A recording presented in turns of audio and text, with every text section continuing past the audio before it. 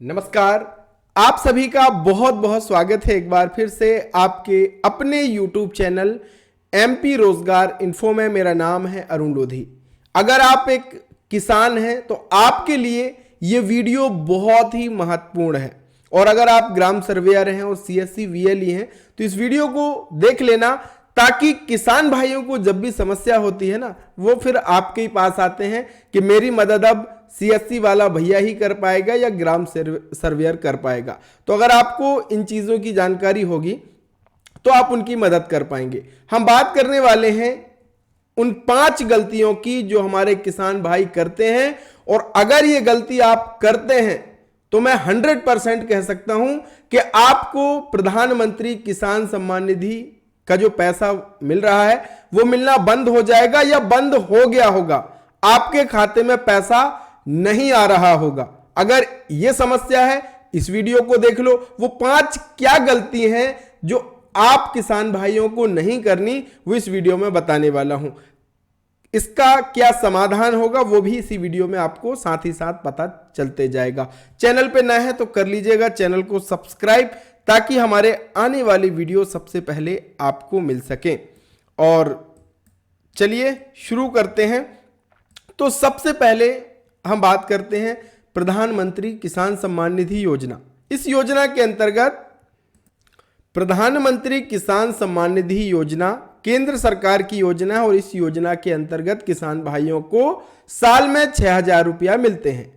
और मध्य प्रदेश के जितने भी किसान भाई हैं जिनको प्रधानमंत्री किसान सम्मान निधि योजना का फायदा मिलता है, उन सभी किसानों को मध्य प्रदेश की मुख्यमंत्री किसान कल्याण योजना का फायदा मिलता है।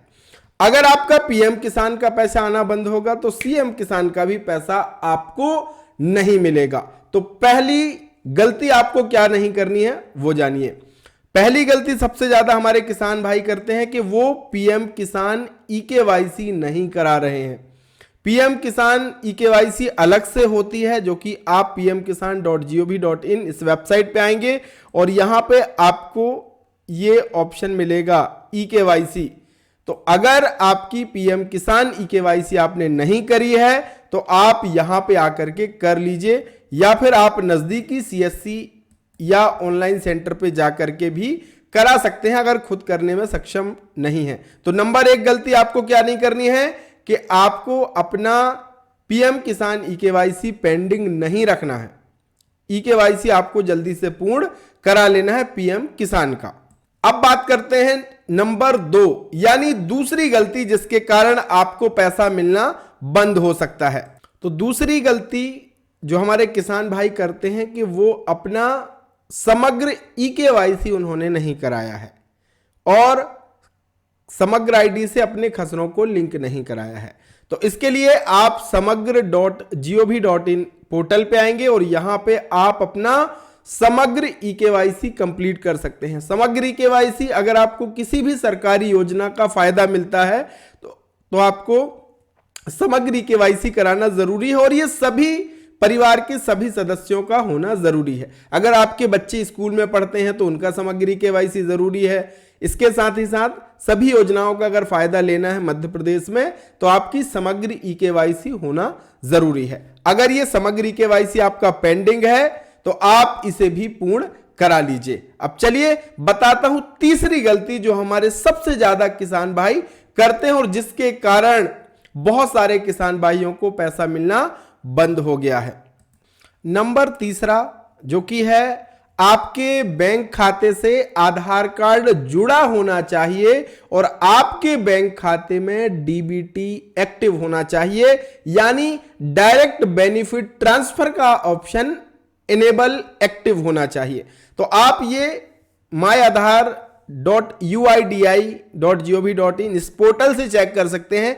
जैसे कि आप अपना आधार नंबर डालेंगे तो देखिए ये इनका जो आधार कार्ड है वो इस बैंक में DBT इनका एक्टिव, और DBT कब एक्टिव हुआ है ये डेट भी यहां पे शो होता है।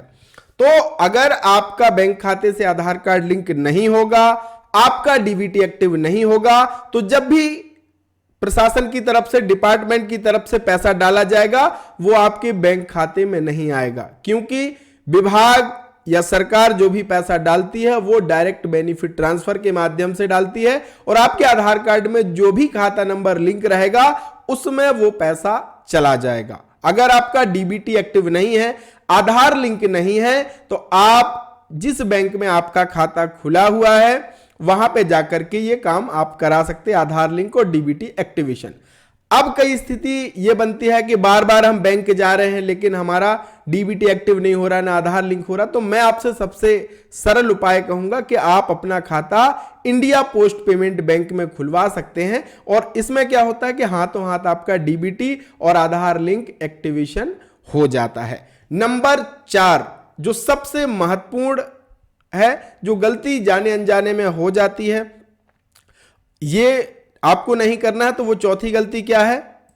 चौथी गलती यह है कि आपने अपने खसरे को, जितने भी खसरे हैं उनको आधार कार्ड से लिंक नहीं कराया है। अगर आपने अभी तक नहीं कराया है तो आप आ सकते हैं mpbhulek.gov.in, यहां पे लॉगिन करके आप अपना खसरे से आधार कार्ड लिंक कर सकते हैं। अगर आपसे ये नहीं आ रहा है, चिंता करने की जरूरत नहीं है, आप नजदीकी किसी भी ऑनलाइन दुकान या सीएससी सेंटर पर जाकर के भी खसरे से आधार कार्ड को लिंक करा सकते हैं और ये बहुत आसान है। तो चौथी गलती आपको ये नहीं करनी है कि अरे नहीं कराना भैया, हमें क्या होता है। तो अगर आपका खसरा आधार कार्ड से लिंक नहीं रहेगा तो भी आपको प्रधानमंत्री किसान सम्मान निधि योजना का पैसा मिलना बंद हो सकता है। और नंबर 5, ये सभी किसान भाइयों के लिए बहुत महत्वपूर्ण है और दिसंबर 2024 से सभी किसान भाइयों के लिए यह अनिवार्य कर दिया गया है। अगर आपको प्रधानमंत्री किसान सम्मान निधि योजना का फायदा लेना है तो आपको अपनी फॉर्मर आईडी बनवानी है, यानी किसान रजिस्ट्री। फॉर्मर आईडी और किसान रजिस्ट्री एक ही है। अब यह किसान रजिस्ट्री एक प्रकार का ऐसा डॉक्यूमेंट है जिसमें, और ये यूनिक है, जैसे आधार कार्ड हमारा यूनिक है, हर एक परिवार का अलग अलग बना हुआ है। आधार कार्ड में हमारे पते और हमारी पर्सनल जानकारी होती है, जिससे हमें क्या होता है, कहीं भी अगर पहचान और पते का सर्टिफिकेट या देना है या कोई प्रमाण पत्र देना तो आधार कार्ड आप लगा देंगे, काम हो जाएगा। इसी तरीके से सभी किसान भाइयों का भी एक डेटाबेस बन रहा है जिसमें किसान भाइयों को एक यूनिक आईडी दी जाएगी और उस आईडी के भीतर किसान भाई की जमीन से संबंधित सारी जानकारी होगी। अब अगर आपको कहीं पे जानकारी मांगी जाती है तो इस फॉर्मर आईडी को देने से ही आपके सारे काम हो जाएंगे। तो ये बहुत अच्छा है किसान भाइयों के लिए। तो 5वीं चीज है कि आपको अपनी फॉर्मर आईडी बनवा लेनी है। अगर आपका ये मन में भ्रम है कि हम नहीं बनवाएंगे, पैसा मिलता रहेगा, तो ये आप गलती बिल्कुल भी मत करिएगा। आप अपना फॉर्मर आईडी बनवा लीजिए, क्योंकि प्रधानमंत्री किसान सम्मान निधि योजना के लिए फॉर्मर आईडी को अनिवार्य कर दिया है।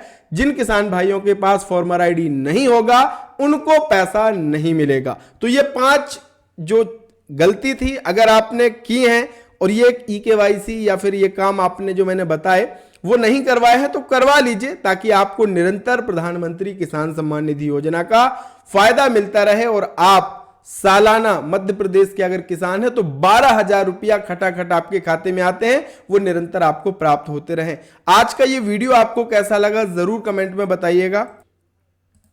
और हाँ, चैनल को अगर सब्सक्राइब करना भूल गए हैं ना तो फटाफट सब्सक्राइब का बटन दबा दो। मिलेंगे एक नए वीडियो नई जानकारी के साथ, तब तक के लिए बहुत बहुत धन्यवाद। जय राम।